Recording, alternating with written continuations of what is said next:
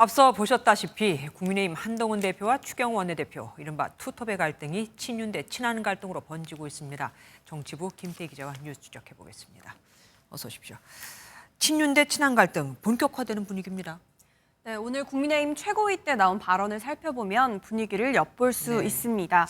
대통령실 쇄신이 필요하다는 한동훈 대표를 향해 진윤 김재원 최고위원이 작심 발언을 했습니다. 대통령인 당원을 비판할 때는 적어도 일정한 금도가 있어야 된다고 생각합니다. 그것은 우리가 일정한 선을 넘어갔을 때 국민들을 불안해하게 할 수도 있고. 친한계 김종혁 최고위원 곧바로 반박했습니다. 올 4월 치러진 선거에서 저희가 대패한 이유도 여론을 외면하고 민심을 성나게 했기 때문입니다. 작은 것을 지키려다 모든 것을 잃는 것은 참으로 어리석은 일입니다. 친윤 대 친한 이게 갈등이 생기면 우선 이제 숫자가 좀 중요하지 않겠습니까? 그러면은 국민의힘 108명 중 친윤계 친한계 어떻게 분류가 됩니까? 대부분 의원이 내가 친윤계다, 친한계다라고 드러내놓고 얘기하진 않기 때문에 정확하게 말하긴 어렵습니다. 대략 분류를 해보면 친윤계가 3, 40명, 친한계가 2, 30명 정도입니다. 친윤계 대표적인 인물로는 권성동, 김기현, 이철규, 정점식, 추경호, 유상범, 강명구 의원 등이 있습니다. 친한계는 조경태, 송석준, 박정하, 서범수, 장동혁, 박정훈, 정성국, 주진우, 한지아 의원 등이 대표적입니다.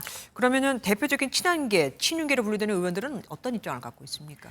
네, 일단 분열의 정치는 안 된다는 데 동의하는 입장입니다. 친윤 강명구 의원 발언 들어보시죠.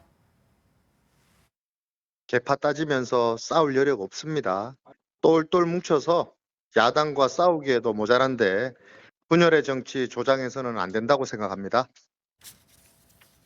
다만 계파 정치를 누가 시작했느냐는 입장이 다릅니다.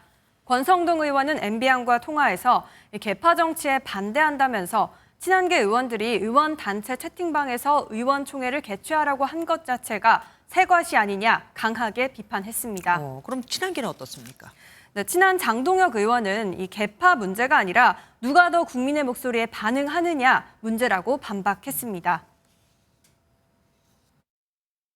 이게 원내 사안인지 당대표가 할 수 있는 건지 이런 문제를 가지고 우리가 지금 시간을 보내고 있고 내용은 건드리지도 못하고 있는데 국민들께서 보시기에 답답하지 않을까요? 숫자로만 보면 사실상 친윤도 친한도 아닌 의원들이 더 많아 보입니다. 그럼 이들은 이런 상황을 어떻게 보고 있습니까?